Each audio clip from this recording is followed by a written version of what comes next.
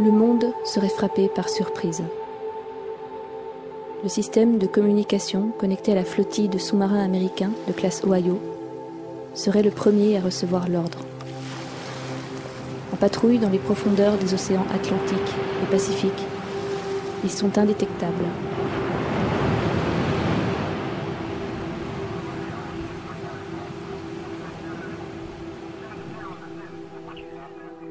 Sur les 18 sous-marins, 14 sont équipés de 24 missiles Trident chacun, Trident 1 et Trident 2. Les 4 autres sont armés de 154 missiles de croisière Tomahawk, pouvant être équipés d'une ogive nucléaire.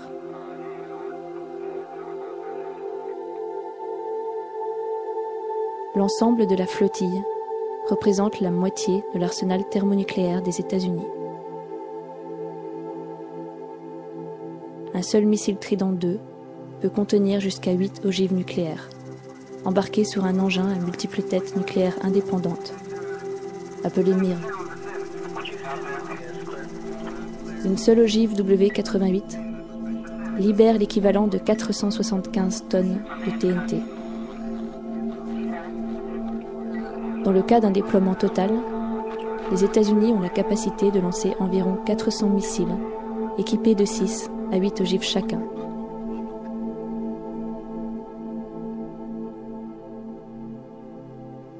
À compter du lancement, il faut moins de 10 minutes au SLBM pour atteindre sa cible, ou tout juste 5 minutes s'il est propulsé sur une trajectoire en dépression.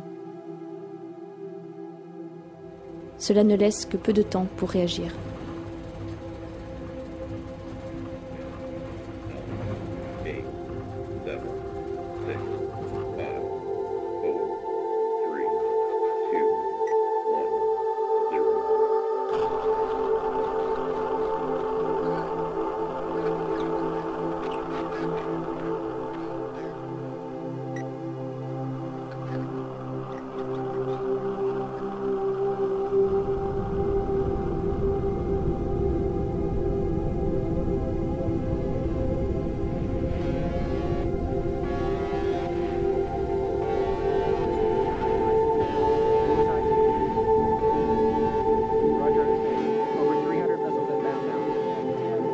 Les premières lignes de radar en Russie, en Chine et ailleurs détecteront immédiatement la pluie de missiles. Ils pourront déterminer leur trajectoire et leur cible. Les minutes se transformeront en secondes. Ce n'est pas un test. Ce n'était pas prévu.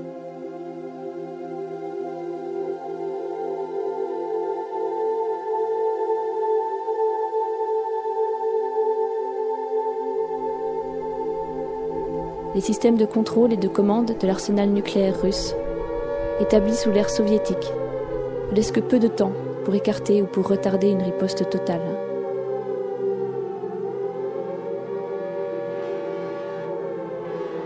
En 50 secondes, le missile atteint le sommet de sa trajectoire au-dessus de l'atmosphère terrestre. Il est à vitesse maximale. Puis son moteur s'arrête. Le dernier étage éjecte les ogives en même temps que les leurs. Au sol, les systèmes radars sont dépassés. Ils ne parviennent pas à les différencier l'un de l'autre. Au moment où ils pénètrent dans l'atmosphère, les leurres brûlent et les ogives entrent dans leur phase terminale.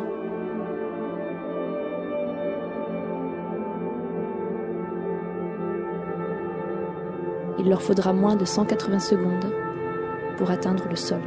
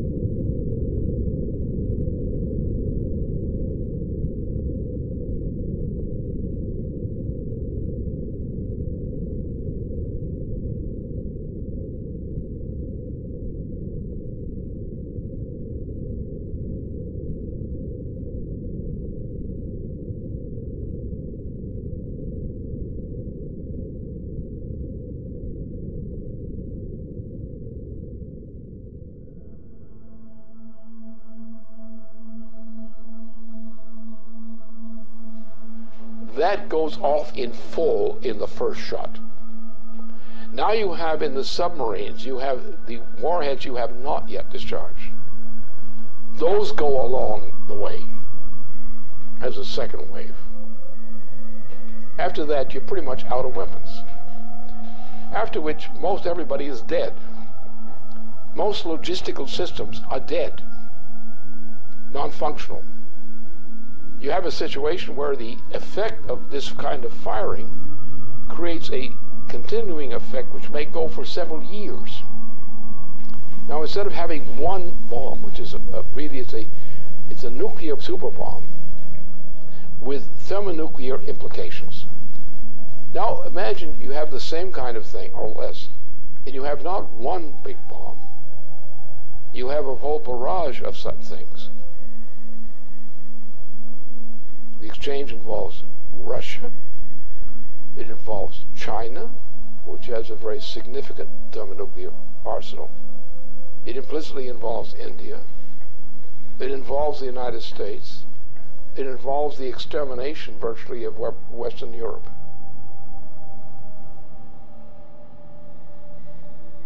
And this is what Obama represents. It's what he's intended.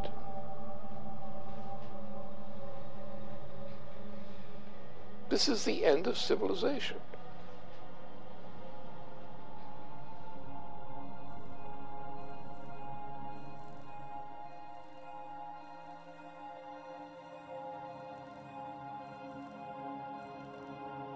The flash was unimaginably bright. As the rain fell, the wind grew stronger and stronger, and suddenly, probably because of the tremendous convection set up by the blazing city, a whirlwind ripped through the park.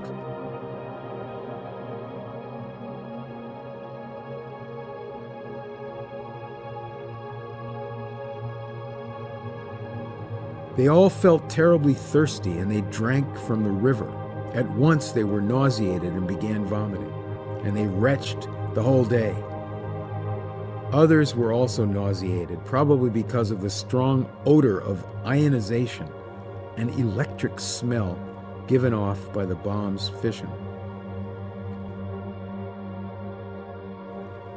It was very crowded, and to distinguish the living from the dead was not easy, for most of the people lay still with their eyes open. You reached down and took a woman by the hands, but her skin slipped off in huge glove-like pieces. Those who had their faces upturned when the bomb went off, they were all in exactly the same nightmarish state. Their faces were wholly burned. Their eye sockets were hollow. The fluid from their melted eyes had run down their cheeks. Their mouths were mere swollen, pus-covered wounds, which they could not bear to stretch enough to admit the spout of a teapot.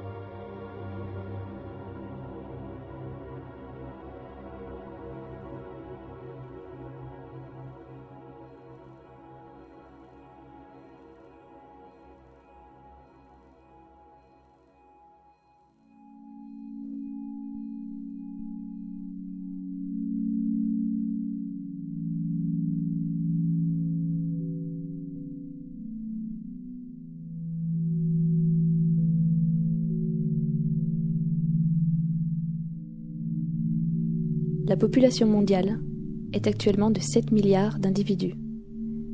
L'arsenal nucléaire global représente approximativement 5000 mégatonnes.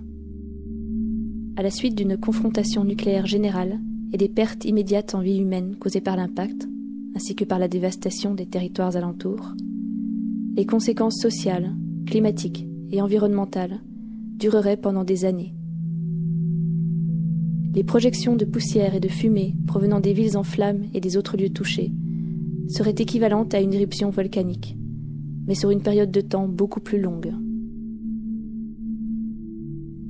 Un conflit nucléaire régional, mobilisant seulement 0,03% de l'arsenal nucléaire mondial, pourrait injecter 1 à 5 millions de tonnes de poussière de carbone dans l'atmosphère.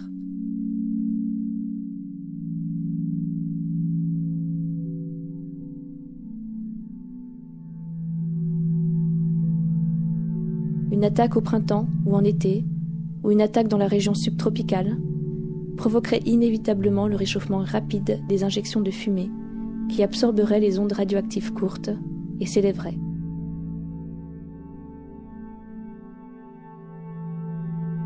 Il ne faudrait qu'une semaine à tout ce qui n'a pas été immédiatement nettoyé par les pluies noires pour atteindre la troposphère et la couche supérieure de la stratosphère et y stationner pendant de nombreuses années.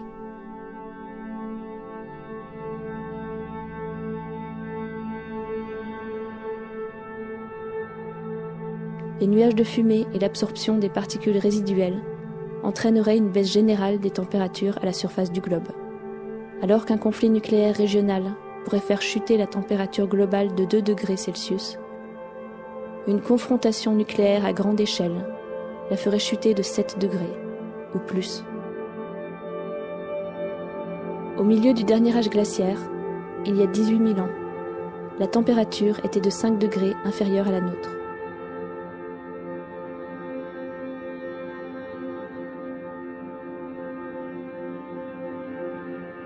Une baisse de 2 degrés plongera dans la famine des milliards d'êtres humains vivant loin des lieux directement touchés. Les saisons pour les cultures agricoles seraient réduites de 3 semaines, anéantissant les récoltes. Un changement de 5 degrés suffirait pour réduire à néant toute l'agriculture canadienne. Si les réserves mondiales de céréales n'étaient pas détruites par l'échange initial, elles ne dureraient de toute façon que 71 jours. Et il faudrait compter avec la destruction partielle ou totale des moyens de transport.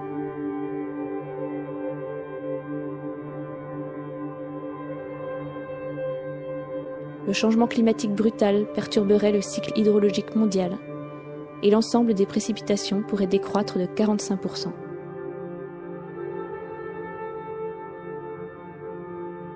Le niveau de radiation totale pourrait s'élever à la moitié de la dose mortelle pour l'homme. Même dans les régions les plus reculées par rapport aux latitudes du conflit.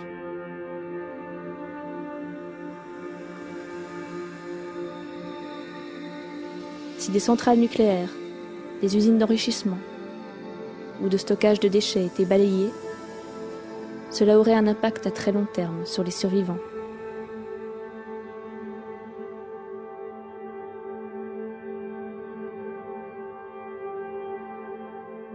Il ne s'agit là que d'une projection linéaire des conséquences d'une guerre nucléaire. Mais l'on sait que les effets qui ne peuvent pas être calculés sont à peu près aussi importants que ceux que l'on peut prévoir. Dans tous les cas, il y a une très grande incertitude. Depuis 30 ans, de nombreux scientifiques ont essayé, à l'Est comme à l'Ouest, d'estimer les conséquences. Toutes leurs études ont convergé vers cette vision.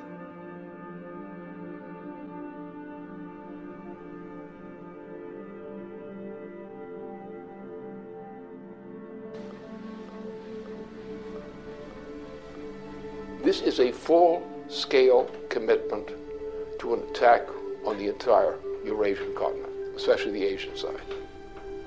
And it's a military operation with a full panoply of every kind of weapon for general, essentially a nuclear warfare capability, with all components, submarines, various kinds of ships, a vast accumulation of U.S. troops in that whole region, with auxiliary side in.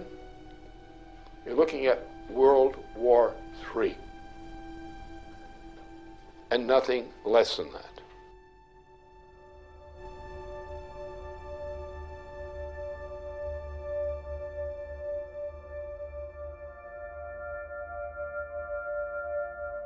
à la fin de l'année 2011, le président Barack Obama inaugurait le siècle pacifique, ou pivot pacifique, visant à étendre la présence militaire américaine sur les théâtres d'opérations navales des océans Pacifique et Indien. Cette expansion a été perçue comme une tentative de contenir la Chine et d'affaiblir sa souveraineté dans la région par une présence accrue à ses frontières.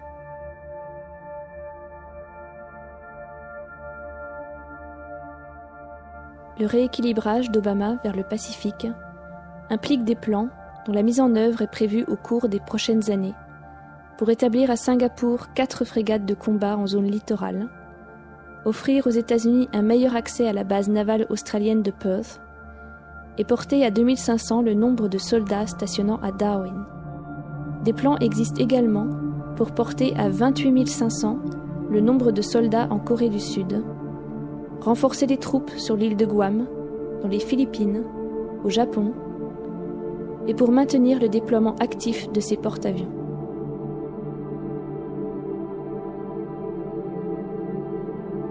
La Chine a répondu à cette présence accrue des États-Unis dans le Pacifique par la stratégie anti-accès, visant à maintenir ses adversaires hors des territoires stratégiques longeant la frontière chinoise, particulièrement en mer de Chine orientale.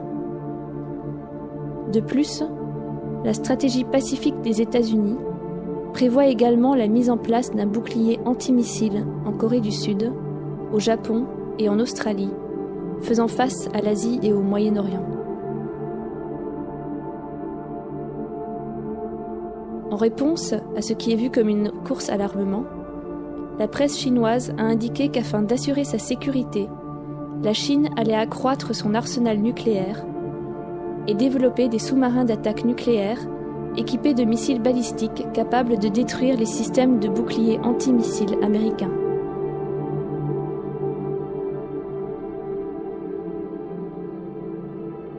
Plus tard, au cours du printemps 2012, plusieurs avertissements ont été lancés sur le fait qu'un tel système antimissile forcerait la Chine à changer sa politique nucléaire traditionnelle. Si elle était menacée, elle pourrait revoir sa politique qui exclut toute première frappe et considérer l'éventualité d'une attaque nucléaire. We've begun a review that will identify our most important strategic interests and guide our defense priorities and spending over the coming decade. So here's what this region must know. As we end today's wars, I have directed my national security team to make our presence and mission in the Asia-Pacific a top priority. As a result, reductions in U.S. defense spending will not, I repeat, will not come at the expense of the Asia-Pacific. My guidance is clear. As we plan and budget for the future, we will allocate the resources necessary to maintain our strong military presence in this region.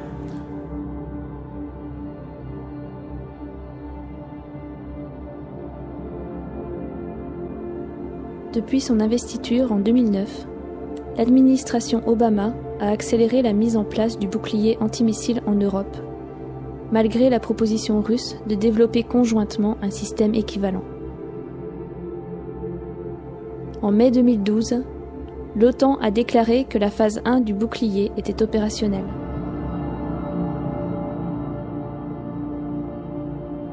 La phase 1 inclut le déploiement de systèmes de défense contre les missiles balistiques le long de la frontière russe. Les États-Unis ont également déployé un radar antimissile en Turquie. En mars 2011, un navire Aegis destiné à la défense antimissile a été envoyé en mer Méditerranée. Il s'y trouve toujours. Un accord a été conclu avec la Roumanie pour accueillir un site américain équipé d'intercepteurs de missiles. D'autres accords ont été conclus avec la Pologne pour y ouvrir un site similaire. L'Espagne a autorisé les Américains à déployer dans la base navale de Rota 4 de leurs destroyers Aegis, équipés de systèmes antimissiles et de missiles Tomahawk, capables de lancer des ogives nucléaires.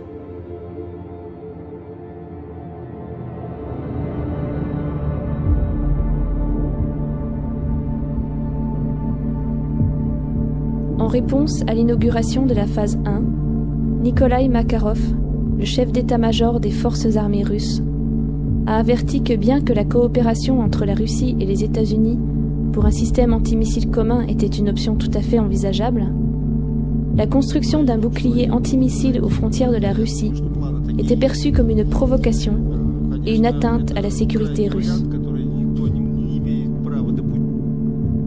Les militaires envisageraient donc l'option d'une frappe préventive contre les sites américains, avec des missiles tactiques Iskander lancés depuis Kaliningrad, d'une portée allant jusqu'à 400 km et pouvant être équipés de têtes nucléaires. Размещение новых ударных вооружений на юге и северо-западе России. Для огневого поражения комплексов противоракетной обороны, включая развертывание ракетного комплекса «Искандер» в Калининградской области, представляет собой один из возможных вариантов разрушения инфраструктуры ПРО в Европе.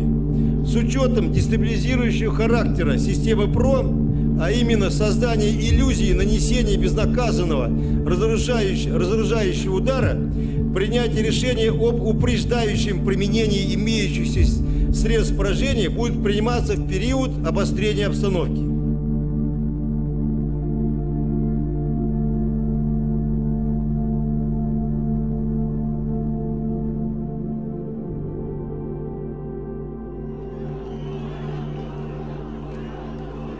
Au début du mois de février 2012, en refusant de soutenir la résolution 1973 de l'ONU sur la Syrie, la Russie et la Chine ont indiqué la ligne rouge à ne pas dépasser dans ce pays et implicitement en Iran.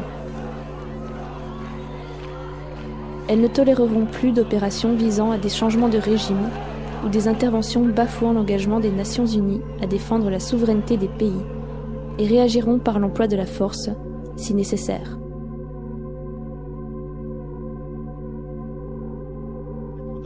На те параметры, которые прописаны в этом договоре. Одновременно будет развернута очень широкая работа к тем, чтобы все страны или весь ядерный клуб, который очень обширен сейчас, подключились к этому договору. Мы понимаем, что так нельзя. Я уже не говорю, что в какой-нибудь момент такие действия, которые подрывают государственный суверенитет, могут закончиться вполне себе такой полноценной региональной войной. И даже, никого не хочу пугать, с применением ядерного оружия.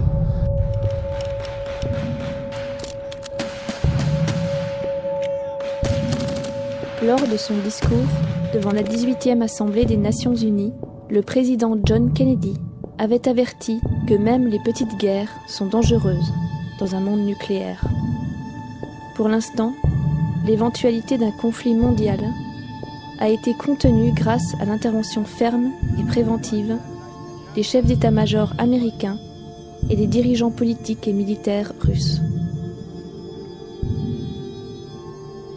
Parallèlement, la dégradation de la situation économique dans la région transatlantique nous conduit vers un effondrement imminent, tandis que la zone eurasiatique bénéficie d'une relative prospérité.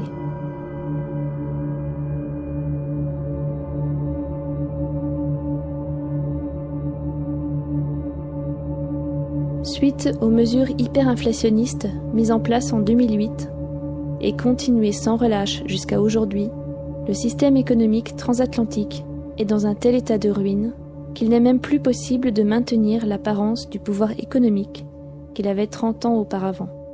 Plus personne ne croit en l'illusion du redressement. De la même façon, l'OTAN n'a plus le pouvoir militaire qu'elle avait pendant la guerre froide.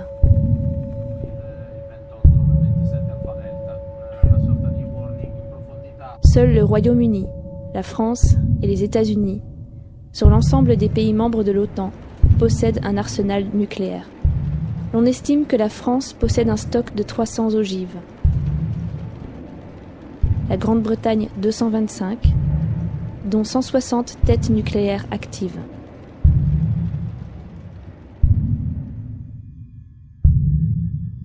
Ce sont ces trois pays, la Grande-Bretagne, la France et les États-Unis, qui, après avoir collaboré pour éliminer le chef d'État libyen, se montrent les plus déterminés à mettre fin au régime de Bachar el-Assad.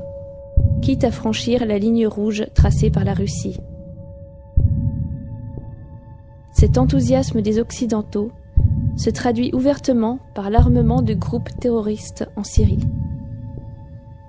Ils revendiquent le droit d'appliquer les politiques d'intervention humanitaire défendues par le véritable architecte de la guerre en Irak, Tony Blair. Aux États-Unis, Obama est personnellement engagé dans une intense campagne de propagande visant à justifier une intervention militaire en Syrie et au-delà. A red line for us is we start seeing a whole bunch of chemical weapons moving around or being utilized. That would change my calculus. That would change my equation.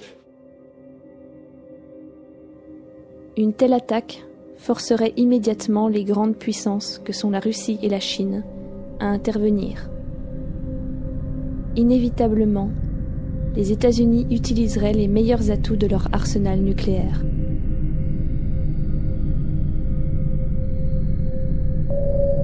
The trajectory of a ballistic missile launched from the Pacific Ocean or Atlantic Ocean, the normal patrol areas of the Ohio-class submarine, would most likely cross China or Russia, assuming the target to be somewhere in the Middle East or Asia in general. This has two significant implications. First, the U.S. would have to inform Russia or China of its intentions prior to initiating a strike from a submarine, if either of those two nations was not the intended target, which blunts the effectiveness of the strike. Second, the launch acts as a datum for the submarine itself. If the launch platform is also carrying nuclear weapons, the effect of launching a missile makes the entire submarine and its nuclear payload more vulnerable. Assuming that other nations have been informed of an intention to launch a strike from a ballistic missile submarine, this may afford a nation an opportunity to actually destroy the submarine. For these two reasons, it is unlikely that any U.S. president will execute a non-nuclear strike from an Ohio-class submarine on strategic deterrent patrol.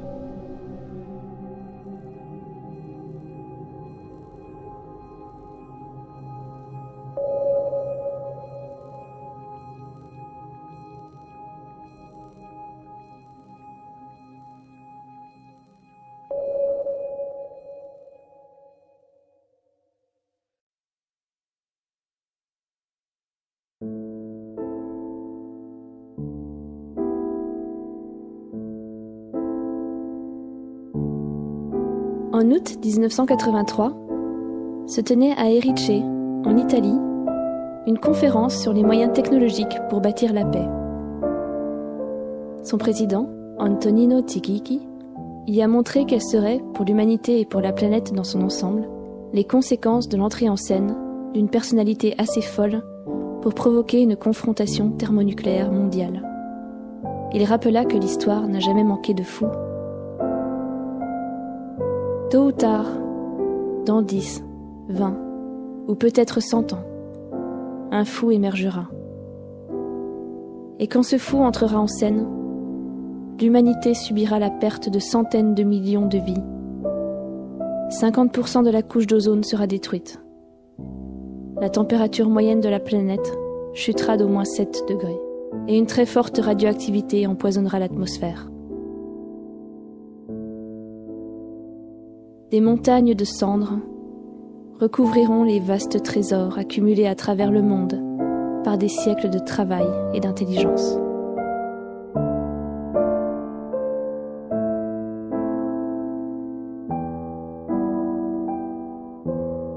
En matière de guerre thermonucléaire, la décision ultime repose sur la personnalité des chefs d'État impliqués.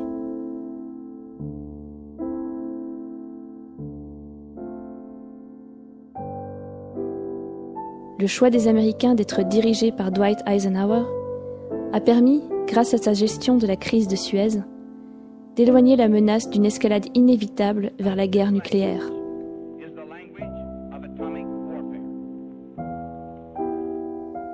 Avec John Kennedy comme commandant en chef, les Américains ont désigné une personnalité dévouée au progrès et à la paix. Et c'est ce qui a guidé sa main dans les négociations avec Nikita Khrouchtchev, lors de la crise des missiles de Cuba, puis à Berlin, aboutissant à un accord interdisant les essais nucléaires atmosphériques.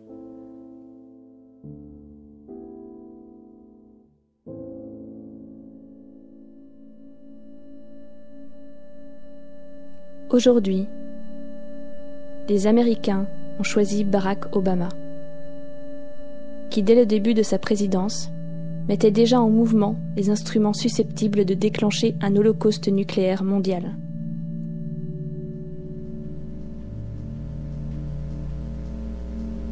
Obama, on his part, is clinically insane.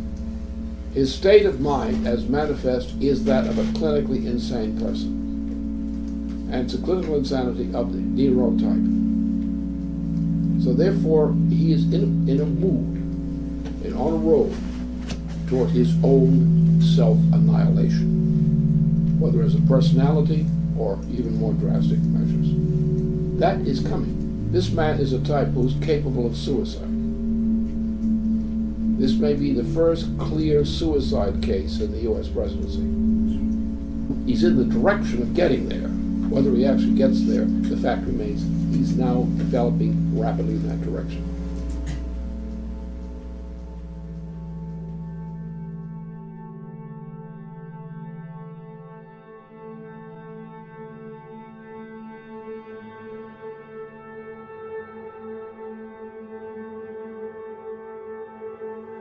Le peuple américain se rendra bientôt dans les urnes pour élire le prochain président des États-Unis.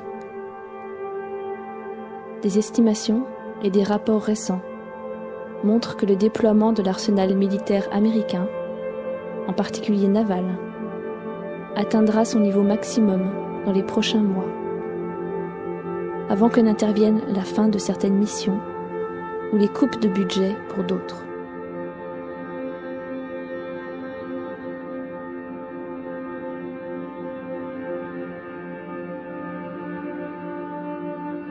Si une attaque devait être lancée,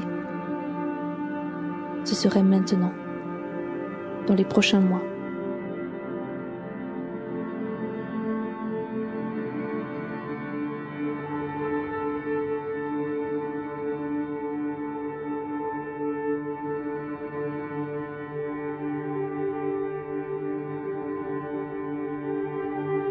Si une attaque devait être empêchée,